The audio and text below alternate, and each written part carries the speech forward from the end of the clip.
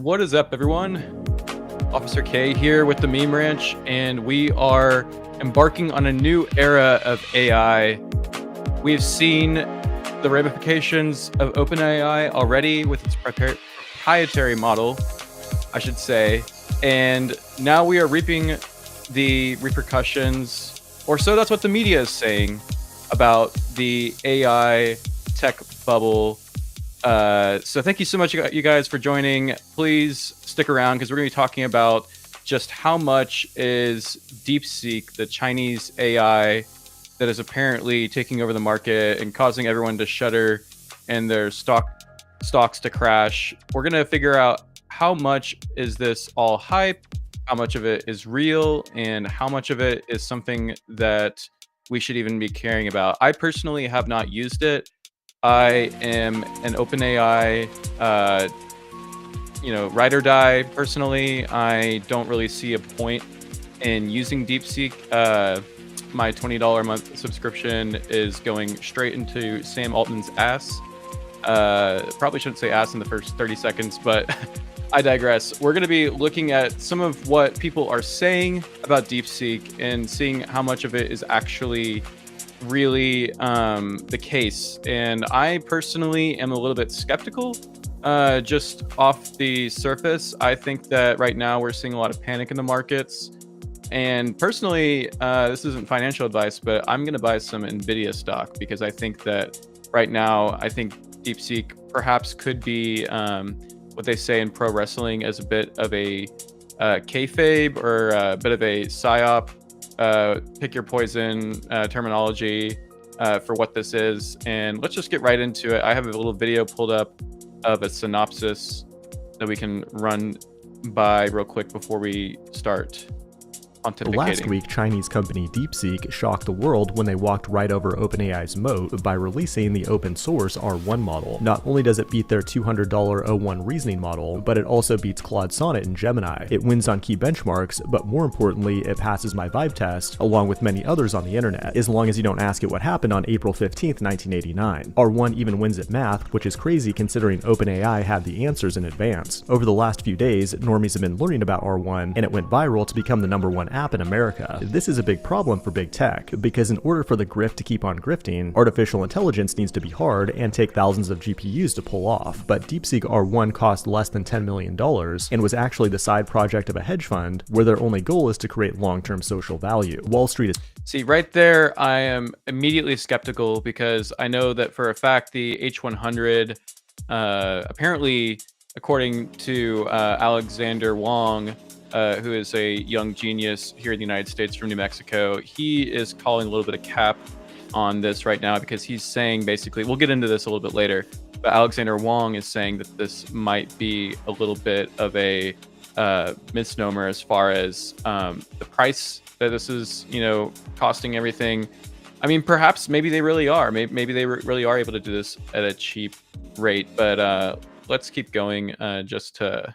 Street is terrified, and NVIDIA stock is in for a bloodbath today. NVIDIA has been the primary beneficiary of the AI boom, but the whole bubble just got one-shotted by a brutal reality check. In today's video, we'll find out how DeepSeek just changed the course of history. It is January 27th, 2025, and you're watching The Code Report. Big tech is literally shaking right now, as Sam Altman coped with a dramatic tweet. A revolution can neither be made nor stopped. The only thing that can be done is for one of several of its children to give it direction by dint of victories. I'm not sure if that's Napoleon Dynamite or Napoleon Bonaparte, but the funny thing is he damn near got ratioed by someone with an anime profile picture that said, "It's not that deep, bro, just release a better model." In addition, to try to remain competitive with DeepSeek, OpenAI is also offering its O1 mini model to free users. But that's not all. They also released a new thing called Operator, which gives AI access to a browser and allows it to click on buttons and fill out forms on your behalf, which is a game changer because that means you can have ChatGPT go attend your court-appointed DUI courses or anything else you might have to do online. In the future, humans will no longer need websites or UIs.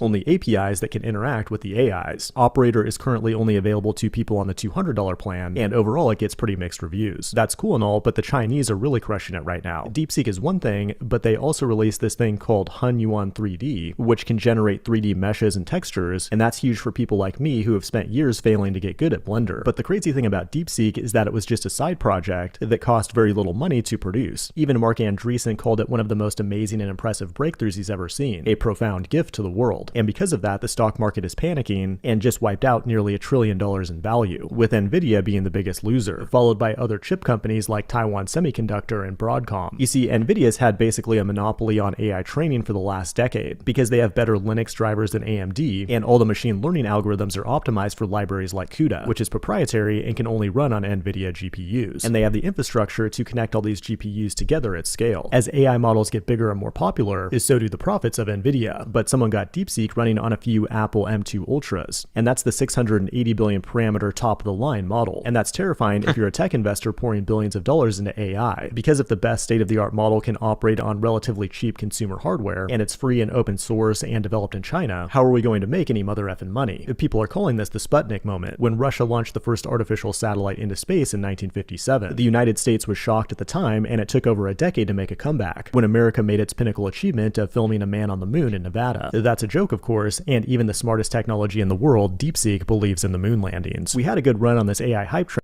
Look, if there's one thing I think this brings to the attention that I think a lot of us can agree on, it's that all those AI safety nerds, all those regulation nerds, all those people saying, but what about, but, but what about, we can't tell the difference between real life and not real life. Like, all those people are freaking, like, you should have never, ever listened to a single thing that those people ever said, because that is ridiculous at this point. I mean, it is a lot like the space race. I get that comparison, and I think it's agreeable.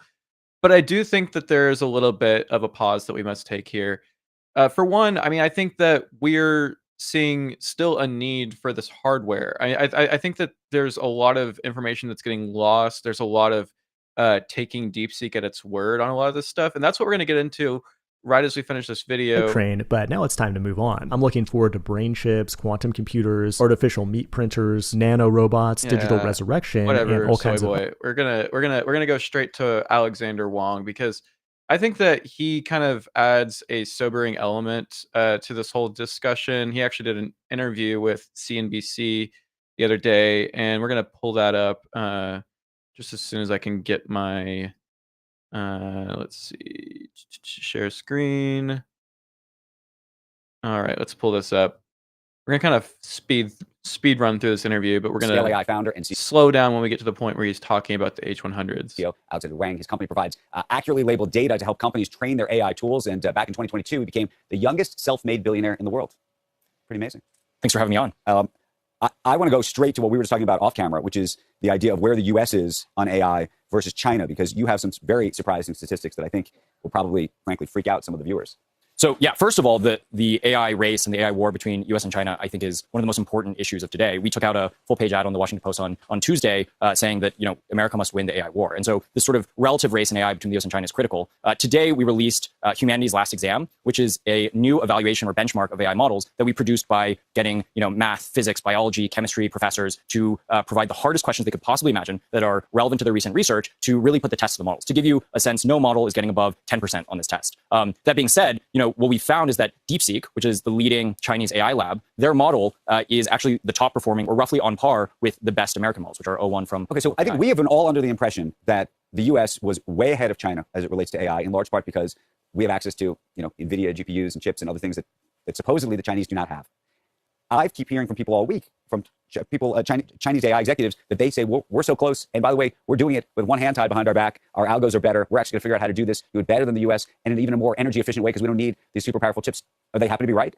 There's two things happening. First, it is true. It has been true for a long time that the United States has been ahead. And that's been true for, maybe the past decade. That being said, the very recent event on Christmas Day, about a month ago, DeepSeek released a model, which, by the way, I think is symbolic that the Chinese lab releases, an earth-shattering model on Christmas Day when, the rest of us are sort of celebrating the holiday. And they released it to much fanfare. And then they followed up with their reasoning model, DeepSeek R1, which is the one that we evaluated as top of the leaderboard. The reality is yes and no. So, the Chinese labs, they have more H100s than people think. And these are the highest powered NVIDIA chips that they were not supposed to have. Yes. My understanding is that DeepSeek has about 50,000 H100s, which they can't talk about, obviously, because it is against the export controls that the United States has put in place. And I think it is true that, I think they have more chips than other people expect, but also on a go-forward basis, they are going to be limited by the chip controls and the export controls that we have in place. How do you, you work with everybody, so I don't know if it's fair or unfair. See, he lays it out perfectly clear right there.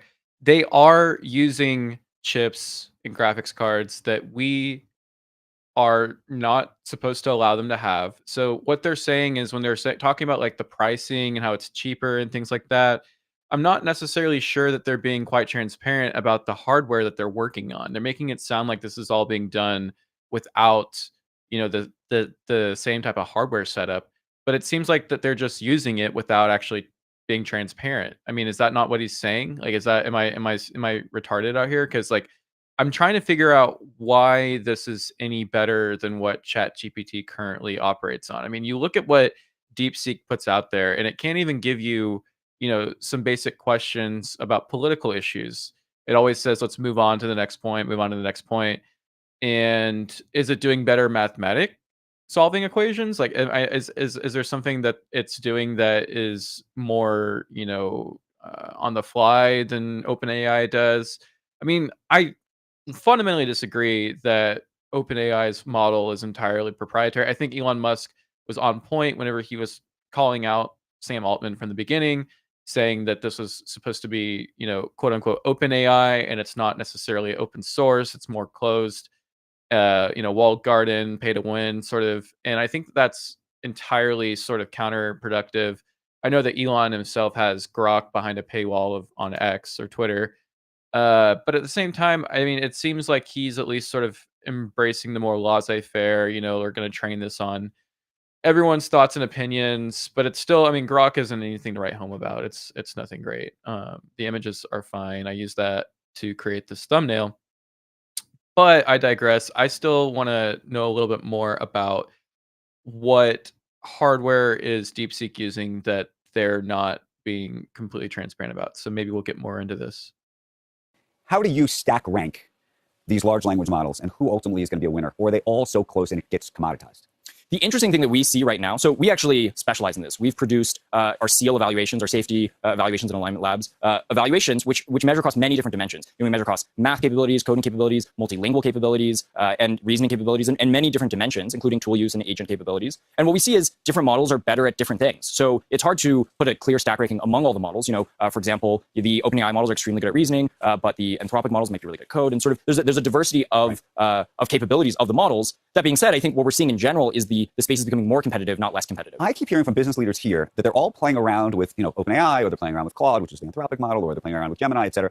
And then they're going and using Llama. They're going to find some open source version to try to get close to what they could approximate these other guys doing because of just the different price points of these things. Do you think that's the future of this?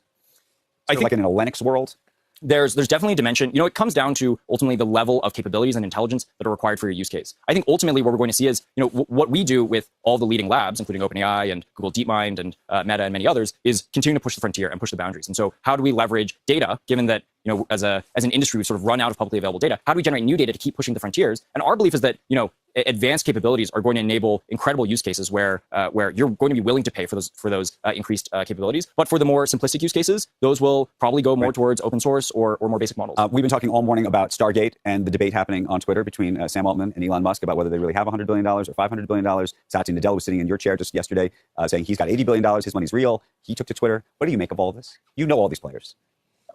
So much is on Twitter anyway, so I'm not sure. X, we should say. Or yeah, yes. X. But I think one thing that is very real, regardless of sort of Stargate specifically as a program, is that the United States is going to need a huge amount of computational capacity, a huge amount of infrastructure. So this was actually we wrote a letter to the Trump administration on recommendations on how to ensure that the U.S. stays ahead. And one of them was really around infrastructure. We need to unleash U.S. energy to enable this AI boom. And that's clearly what we're seeing right now, which is, in addition to the Stargate program, many of the major AI companies and major clouds are going to be looking to produce, to build giant data centers. So the reason I asked this about the different companies doing this, do you ultimately think we need 5, 6, 7 companies all trying to build frontier models? Or, there's been a talk forever that, in a different, if Lena Khan hadn't been running the FTC, would have Amazon wanted to buy Anthropic already, for example? Or would have Microsoft bought OpenAI? Or would have some of these folks, so there wouldn't be as many, everybody competing against each other in the same way? I don't know, maybe you think the competition's great. I just don't know how long term, how many models there ultimately will be like that.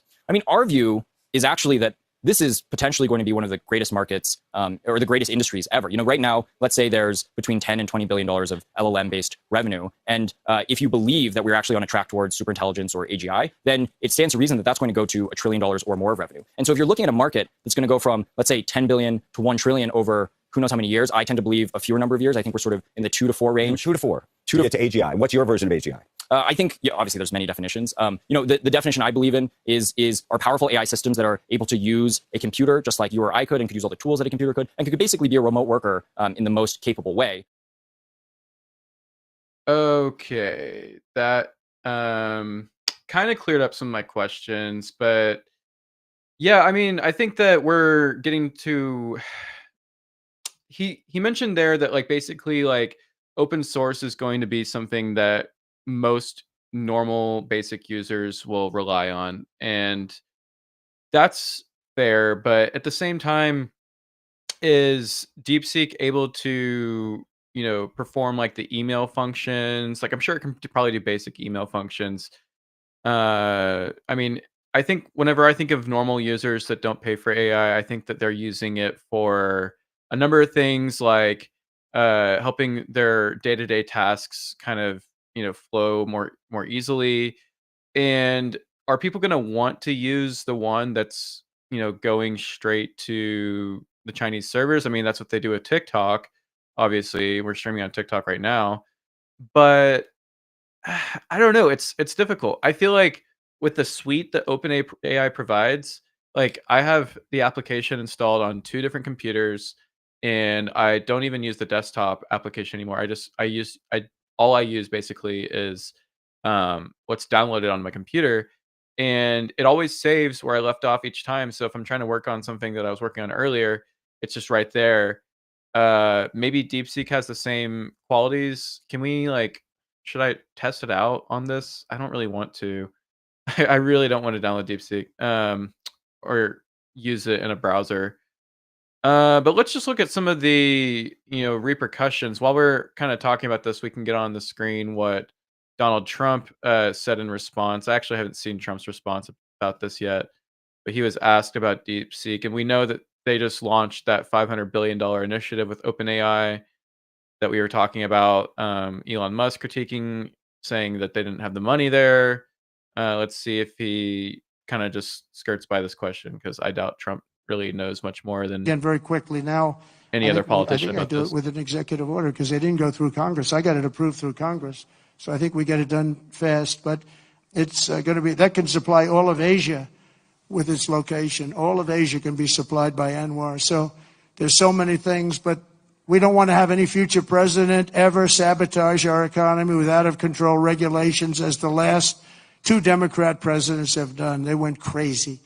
Last week I signed an order revoking Joe Biden's destructive artificial intelligence regulations so that AI companies can once again focus on being the best, not just being the most woke. And today and over the last couple of days I've been reading about said the most woke. China, and some of the companies in China, one in particular. Yeah, I want to see if this is testing. 1 2 1 2 1 2 1 2 1 2 1 2 1 2 1 2. Oh wow, we just got a huge boost on X. Wow, welcome if you're here on X.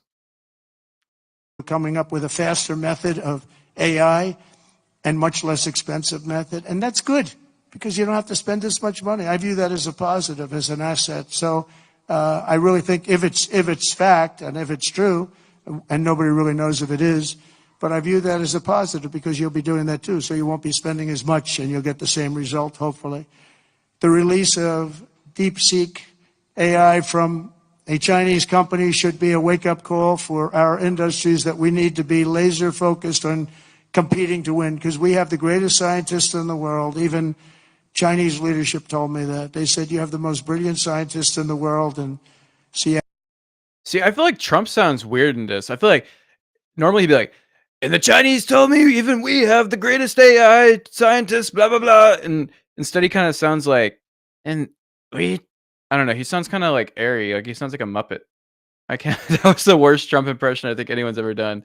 But you know what I mean? Like he sounds normally more boisterous, and now he kind of seems a little soft-spoken. It's probably the microphone he's talking into. Seattle and various places, but Silicon Valley, they said, there's nobody like those people. This is very unusual when you hear a DeepSeek, when you hear somebody come up with something. We always have the ideas. We're always first. So I would say that's a positive. That could be very much a positive development. So instead of spending billions and billions, you'll spend less and you'll come up with, hopefully, the same solution. Under the Trump administration, we're going to unleash our tech companies and we're going to dominate the future like never before. And finally, we need to work together on a defense bill that once again fully rebuilds our military for our great warriors. I feel like he said nothing.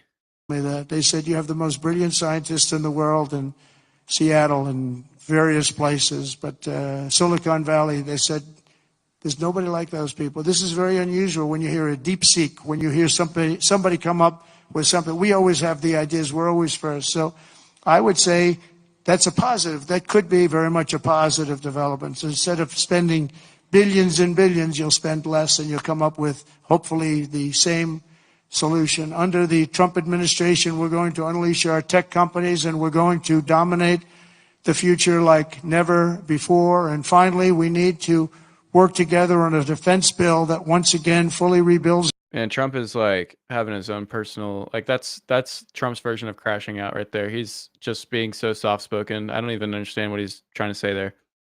I'm trying to find somebody else. No. Okay, guys, this is serious. We need to talk about DeepSeek AI and how it is trashing the entire US tech sector.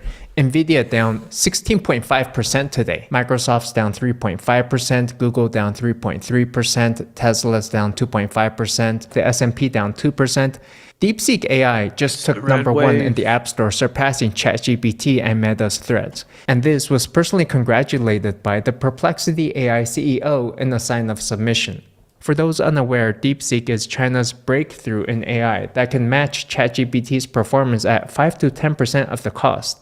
And so, like I mentioned in my State of Tech 2025 video, a lot of these tech companies have been over-investing in all of these chips, hundreds of billions of dollars of investment in nuclear reactors, quantum physics chips, and now they're finding out, hey, maybe they don't need all of this at all, and they just spent all that money for nothing. And interestingly, all of this is open source. DeepSeek is claiming 45x training efficiency with optimization techniques like key value compression, multi-token prediction, some floating point memory savings. And one theory goes, by open sourcing all of this stuff, China is able to demonetize and defund the entire US tech sector, removing their investments and the momentum behind them. And with AI stocks crashing, it looks like this strategy.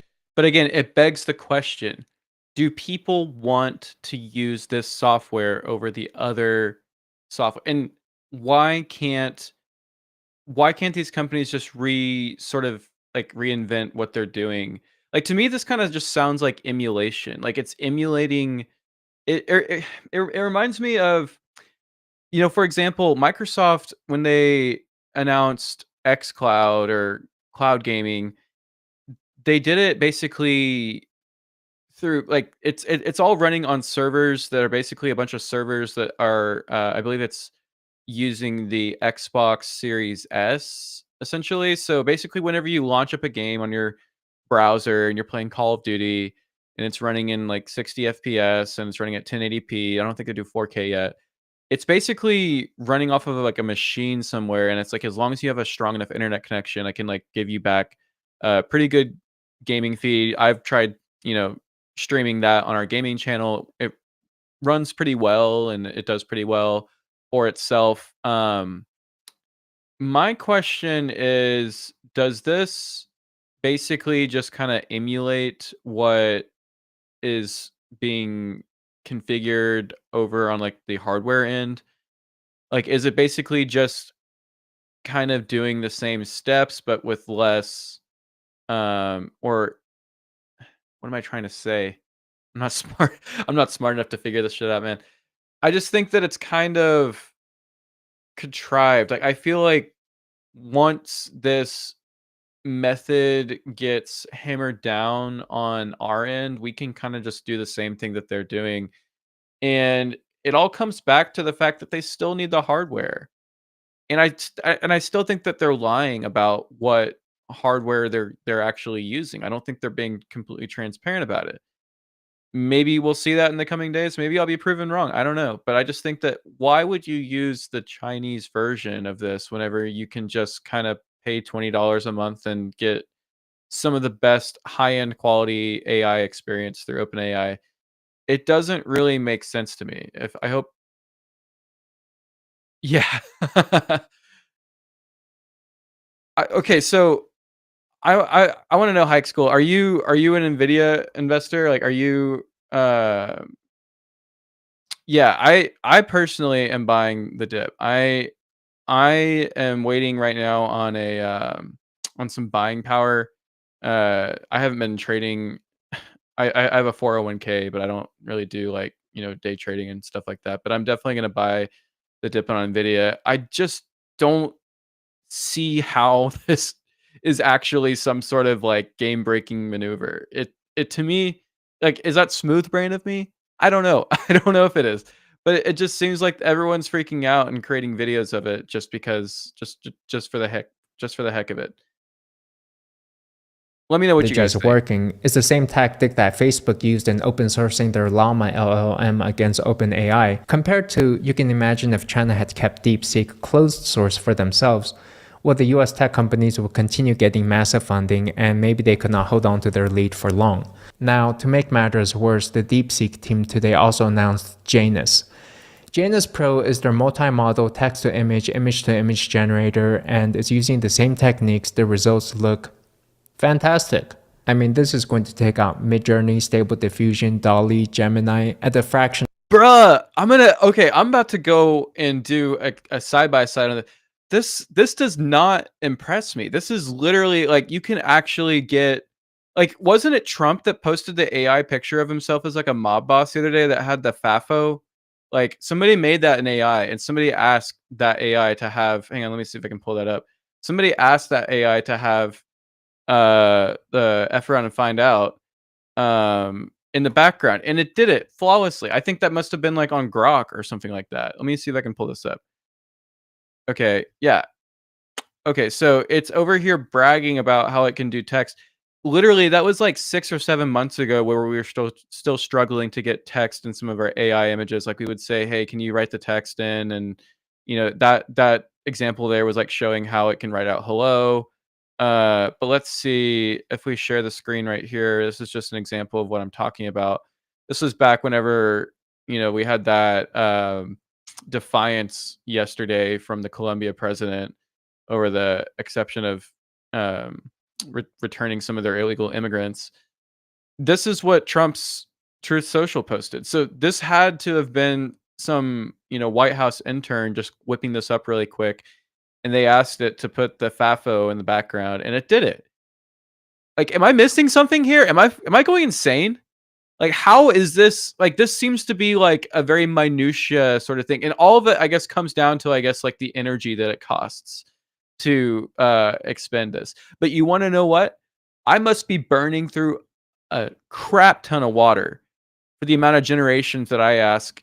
Like I am throwing waste garbage out the window of my car every single time I use OpenAI because I'm not being conservative with it. I I tell it to regen things even on the most, smallest minutia of detail where I'm just like, no, no, no, just write that out differently. Just make it different whenever I use it from my tasks. And so I am constantly burning through that. Maybe I am the biggest water waster in the whole world, but it's not evident to me that whatever little Chinese magic trick is going on here with DeepSeek can't just be something that is refined and sort of made into OpenAI to, I mean, there's so many different versions. There's O1, there's let me just pull it up real quick so I can have all the, okay, so there's 4.0, there's O1, O1 Mini, there's more models to choose from, 4.0 Mini, GPT-4, that's the legacy model. So many different models for different things. Let's see what Hike Squeeze said. I have small interest, 4 figures in my screw around gambling RH account. Not professional advice, but I don't think you can unseat such a massive head start. Yeah. Oh, you're saying you don't think you can unseat such a massive head start for DeepSeek? Or are you saying the head start? Oh, you're saying the head start that we've all got. Yeah. I follow you. Yeah. Yeah, I mean, we've had such a massive lead, and there's no guarantee that they're gonna be able to even get access to the hardware that they need to continue to make DeepSeek better and better. Like, let's go back to what this guy, that's the little finger wag there. Let's go back to what this guy is. I've seen this guy before. What's his name? Tech lead.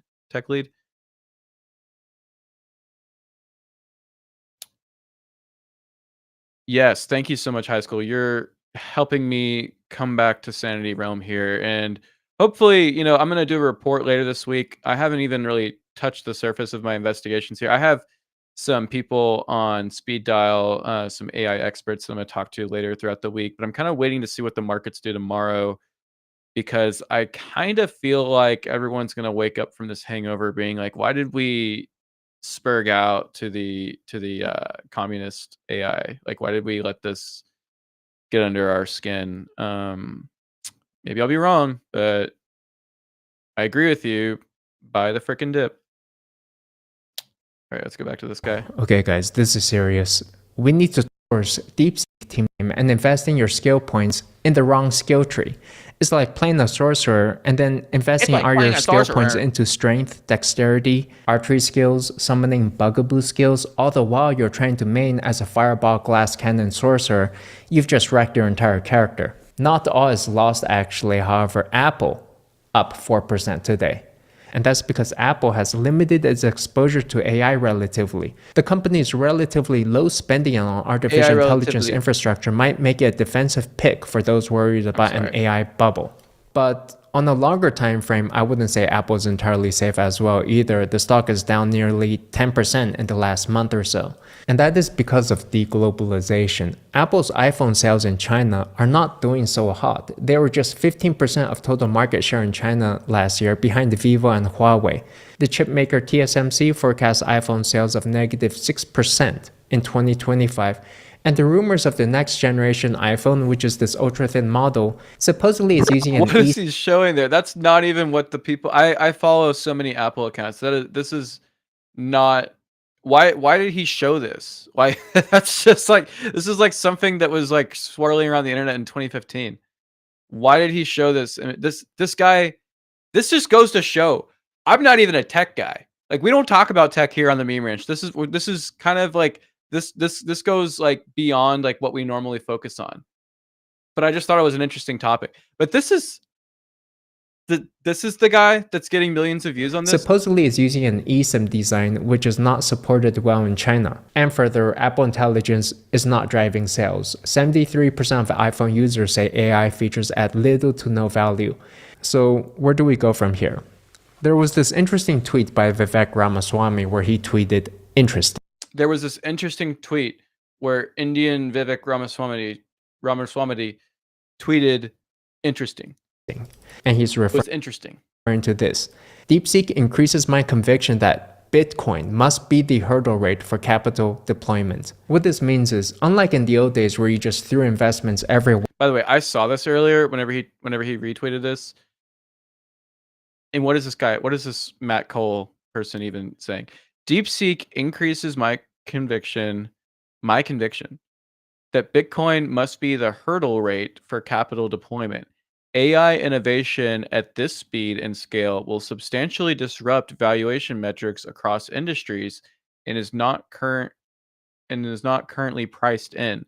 Those who secure a war chest of Bitcoin will be the long run winners. This guy's trying to get you to buy at 100,000 a share. This guy's trying to get you to buy Bitcoin at its all-time high. What kind of financial advice is this? Just buy the Nvidia dip, man. It was at 160 a share like a month ago or something like that. It's now like it's like 120 or 118 or something like that. Just buy some good old-fashioned stocks. This isn't even trading advice. I'm not even telling you to actually buy it. But why would you do this to yourself? Why would you? Don't follow this guy's advice. I tripled my investment on Trump coin and I got the heck out of that. All right.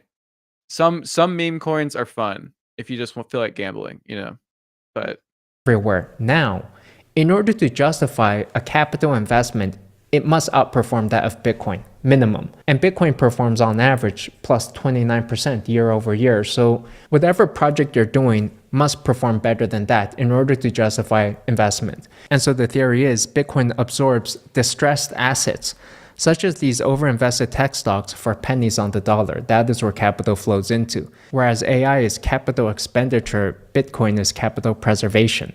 And actually, this past week, we've had a slew of positive Bitcoin news, but I think people are not catching on to what's happening quite yet. Trump issued a crypto executive order. I mean, this is going to be an absolutely massive year for Bitcoin, where he's establishing a working group on digital asset markets to make the US the leader in crypto and AI. And the working group is going to evaluate the potential creation of a national digital asset stockpile. That is the strategic Bitcoin reserve. And look, obviously, they're not going to announce that they're definitely doing this before they actually buy the Bitcoins. They don't want anyone to front run them. So if you want to get in before the announcement is made. The SEC has also rescinded SAB 121, which means US banks can now offer Bitcoin services to hundreds of millions of customers. And Senator Cynthia Lummis, who has been championing the strategic Bitcoin reserve, is now chairing the Senate Banking Subcommittee on Digital Assets.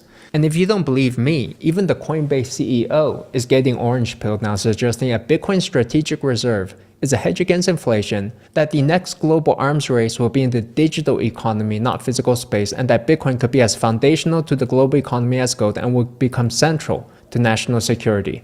Now let's talk about Ethereum. ETH BTC ratio down nearly 45% on the year. The Ethereum Foundation today sold another $300,000 worth of Ethereum. Hey, this is what Ethereum's used for. This is the only thing they use it for, just to sell their bags. And then Vitalik Buterin, CEO of Ethereum, comes along and says, no, this is not how the game works. The person deciding the Ethereum Foundation leadership team is me. He says, you are making my job harder with a personal threat that you are decreasing the chance that he has any interest whatsoever in doing what you want. Signing off with Milady. And the USDC stablecoin issue. What a slur. Oh my god. Oh my god, dude. This is really where we're at right now. See, the problem with the strategic reserve on Bitcoin for me a little bit is like, where does this all end? Like where does it wind up going? Why not just announce something more based, like we're gonna get we're gonna bring back the gold standard. Like, I feel like Texas is going to do that before we do. I think Texas is already on the way to doing that. Like, Texas is already on the way to announcing their own currency that's backed on the gold standard. And oh my god, dude, like, just imagine how simple you have to be. Trump, you don't have to be this complex. Don't do this. Don't throw our generational wealth down the all-time high toilet. I want to know how much Bitcoin. I pray to God that the US already has. I feel like what the Bitcoin strategic reserve is in some ways is just saying that we're not going to sell the confiscated Bitcoin from like drug busts and stuff like that. But how much Bitcoin does the US have? Okay. Yeah, so we're holding approximately 12 billion right now. So I guess, if you buy at that point, like might as well buy more. But still, I felt this way whenever El Salvador, I guess made back what they spent because they bought at all-time highs too. But is it like, are we just going to keep growing and growing and growing the value of this? And like, what's going to happen at that point? Like, what's going to happen once we get to a point where transactions slow down, like hundreds of years from now? Like, what is the end goal for this? I guess one could argue, what was the end goal for the gold standard? What was the end goal for, banknotes, things like that. But it does kind of feel like you're leaving behind a large portion of your country that still cares about the value of the dollar. Like, am I wrong to have a little sympathy for fiat right now? That we are going to basically tell a bunch of people who don't hold any digital assets, like, hey, sorry, 10 years ago you should have started buying that, um, that very, skeptical, sort of currency that everyone was making fun of you for. Your mom and your dad weren't really, that into it. Whatever the case, like, Are we really going to hand over the keys to these types of, holders? Because I can't put beside me, and I pray that I'm wrong. I pray that I'm infinitesimally wrong about this one, but that someday the biggest Bernie Madoff, tenfold, 100-fold, 100,000-fold is going to be like this massive Bitcoin sell-off rug pull that's going to screw nations and send us into overwhelmingly just terrible, terrible poverty because we did not anticipate this digital gold winding up being fool's gold. Man, oh man, I hope that I just gave them a smooth brain take I've ever given my entire life. But it haunts me that that could even be a possibility. Everyone who is a shill would tell me that it's never a possibility, but how are we gonna just vest all this? But again, 12 billion USD in Bitcoin holdings. It's not bad. But America's just gonna say we need more. And I pray that it pays off our debt. I pray that we can take care of world hunger and, stop wars with this endless wealth, man. Endless wealth, dude. But it's always seemed too good to be true. Issuer Circle introduced a quiet feature last week known as Paymaster, which enables you to pay gas fees automatically with USDC on Arbitrum and Base. And so as developers integrate Paymaster, Ethereum will really just disappear from all interfaces as users just simply need to hold USDC. They don't need to touch Ethereum at all. And nobody will hold, touch, or even use Ethereum anymore. It's going to be forgotten. Just the bare minimum of gas fees necessary will be used in order to make transactions. But this fundamentally breaks the narrative that ETH is ultrasound money. Well, no, it's not. It's just a utility fee now. So this is going to be a historic year for Bitcoin. And if you want to celebrate and partake in the festivities in real life, you can check out the Bitcoin conference in Las Vegas, May 27 to May 29. It's at the Venetian with feet. And this is what really, really, really tears me up, man. The fact that everyone's just like, oh, Ethereum holders, like, oh man, like, sorry guys. I don't even hold any Ethereum, so I'm not coping out here. Sorry guys, you're just gas currency now, man. Sorry, it's like that's what it boiled down to. You had a chance. Sorry Vitalik, milady tip. It's gay. All this is gay. This is so oh my god, dude. Buy gold, man. I can't tell you. And all those times your grandma told you that the world is going to hell in a handbasket, that everything is becoming demonic, and meanwhile like Fox News is on in the background and there's like a gold bond, not gold bond, that's the powder shit, one of those gold investment commercials that's on in the background. Like, you should have just been listening to those guys. Just buy the gold on Fox News. That's all I'm saying. Just buy that gold. Invest in stocks. Invest in your 401k. Because fiat's not going anywhere. Because you know why? You want to know why? Because everyone sends their bag back to USD. No one's paying for shit in Bitcoin. No one's paying for this shit. I mean, literally, what you would have to do, because you know how if you ever like transact, if you ever withdraw like any Bitcoin, you get 0.000001, and it goes back to your wallet. You know what you would have to do? You'd have to start creating a new metric where it's like, instead of that, like we just are like counting Satoshis, because that in and of itself is like basically those are Satoshis. But it's like no one can comprehend like how much money, how many Satoshis are needed to like buy like a ham sandwich. You know what I mean? So you have to create like a new metric where you are able to boil it down into a like a whole number, like a whole number Satoshi. But we only think of whole numbers in the terms of like whole Bitcoin. That so far there's not been a single application, platform, whatever, where you can view your Bitcoin in terms of Satoshis. It's all just this like percentage of a Bitcoin. And it's like nobody purchases shit like that. Nobody purchases things like that. And so you're going to tell me that this Ethereum that everyone was touting so long ago, that it was like, oh, you got to get Ethereum and Bitcoin. You got to make sure you got your matches, like make sure you, like have an even amount, have an even out portfolio. Like, I'm sorry, dude. No, I'm going to be trading shit coins. I'm going to get in and I'm going to get out. I'm going to triple my investment. And I'm putting that back in my USD wallet. Am I insane? Am I actually insane? Look at this.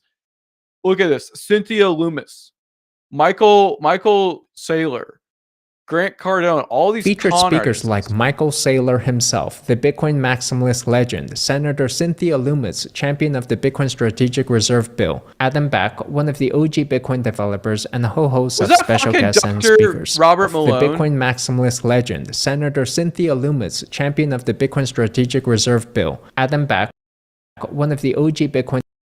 Oh my God. Hang on, you can't see this on the screen right now. Hang on. Having technical difficulties. Look at this. Look at this guy. Dr. Robert Malone over here. This guy. Why is he here? Malone News? Okay. All right. So like we graduated from the Fox News, gold peddlers, to now Dr. Robert Malone, who everyone knows is like the guy that blew the whistle like on COVID vaccines, whatever. By the way, for the record, never got the vaccine, never did any of that stuff, but people like him are kind of gay. And the reason why I feel that way is because he's just profiting off of your all's fears. It's as simple as that. All you had to do to be a rebel in 2020, in 2021, when someone said, go get the jab, just say, no, thanks. No, thanks. Sorry. Nah, not going to do it. That's what I did. That's what I did. Everyone was trying to get me to get it. And I was just like, nah. And I know so many people who are like, oh, I was forced to get it though. And I'm like, how are you forced? They're like, well, they told me that, I couldn't go on a trip to Italy or something. And I'm like, well, just why didn't you go? Or why did you just forfeit the trip? Why didn't you just forfeit the trip is what I'm trying to say. Oh, well, my job was requiring it. And I'm like, oh, you really couldn't have spoken out and leveraged it. I mean, I get the military stuff. We've seen what happened with the government, and that was bull crap. And now Trump is, giving those people back pay, and that is 100% how it should be. That was wrong what happened to those people. But I'm gonna go out on a limb, and this is gonna get people angry. And I'm saying it as someone who never took the vaccine. You weren't forced to take that. It was your choice. If you have vaccine regret, that's on you. You didn't have to take this. My whole family didn't get the vaccine. We're fine. None of us got fired. We all worked our jobs. We all went out. We all did stuff. We all had fun during COVID. It was a mind prison. You were a prisoner of your own mind if you went out and got that jab and you were like, oh, I got forced to take it. Bitch, please. No, you didn't. You succumbed to the peer pressure, and that's on you. And I'm sorry. I'm really sorry if that happened. I'm especially sorry if it messed you up. If it messed up your health, that's really sad. But you were not forced to take that. You have more power. Stop giving your power to other people. That's what I'm trying to say with this. I hope you understand. Bitcoin developers, and a whole host of special guests and speakers. The Bitcoin 2025 conference is the go-to event for anyone curious or passionate about Bitcoin. It is more than just a conference. It's an immersive experience aimed at inspiring, educating, and connecting the global Bitcoin community, featuring a lineup of top speakers and educators for organic learning and networking opportunities. There's parties, after shows. It's going to be a lot of fun. You can make it a fun trip. If you are interested, I have a special discount I've set up for you actually for 10% off. So we do these things in Vegas. So it's like you can go gamble while you gamble, you know? Around 6 billion to 12 billion, really ever since the Trump meme coin launch 1 or 2 weeks ago. And this is the thing, you guys. Everyone is sidelined on Bitcoin, eyes on the price, while everyone is distracted by meme coin. Yeah, the real winners are the Solana holders, man. Coin mania. Trump. I swear to God, man, I don't know how I tripled my investment. I was up till 4 a.m. January 19th, the day before the inauguration. I was like, you know what? I'm leaving the casino. I'm proud of me and my friend. We left the casino that day. Before people even woke up, we were just like, nah, we had fun. We partied all night. We're getting out of this. That's the same mentality as the vaccine rant that I just went on. You have to know when to exert your power. You have more power than you give yourself credit for. You just have to let go sometimes and be like, you know what? I made money, and now I'm going to take my girl on a sweet date, or I'm going to pay off that loan, or I'm going to do whatever. Just know when to leave the casino. That's all I'm telling you guys.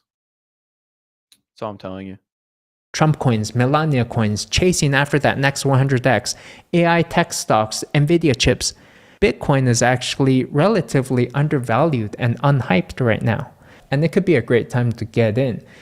Actually, I posted this nice Bitcoin DeFi yield strategy for around 35% APY if you're into it. But the idea is you can get onto Morpho and you can borrow against your Bitcoin. So you supply CBBTC and borrow USDC against it at around 6% interest rate. And don't borrow too much, maybe 65% of the value or so. And then you can actually take half of that position, swap it back into Bitcoin and supply liquidity into Aerodrome at around 60% APY. For a 15% volatility range. Or if you believe the sideways price range is going to be even more narrow than that, like 10% volatility, you can get around 100% APY. And so this is I would never gamble like this. This is irresponsible, man. I feel like I'm promoting. I do not endorse anything this guy is saying. FYI, I'm going to get off this channel. Get off this guy's channel because that is, no. We do not. I personally, whatever, if you want to borrow, go ahead. But that's not me.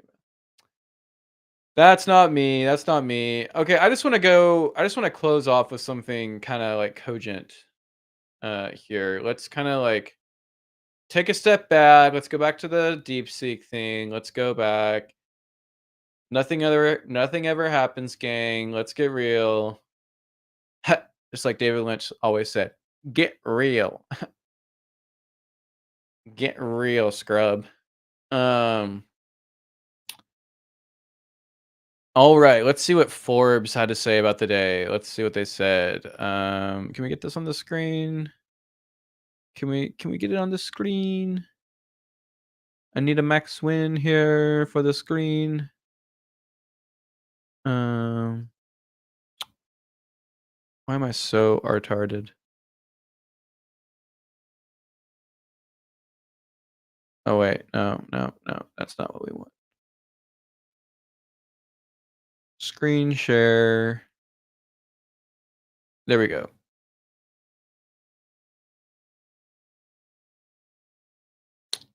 Oh. No?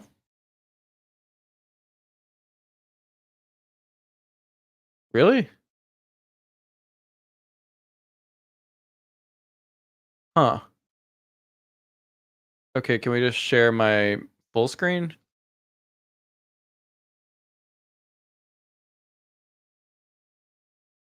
Okay. Well, now Restream doesn't want to show this article. Interesting. Okay. Well, maybe I'll just read it for you guys if we can't get this here in a second. I don't want to do that. I want to show you what's on the screen and not just...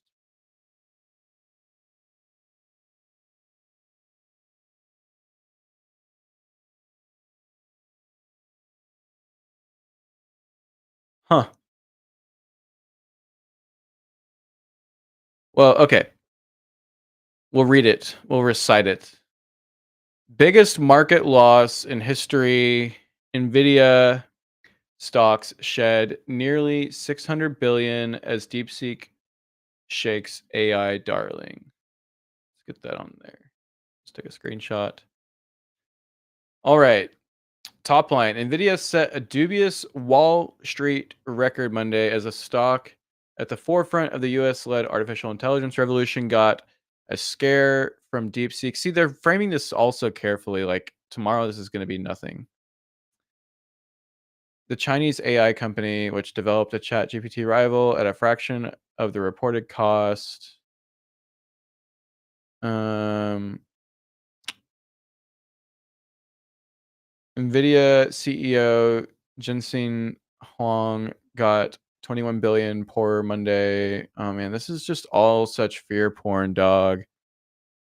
Look, I don't even want to read this article because I think that it is misleading the way it's written.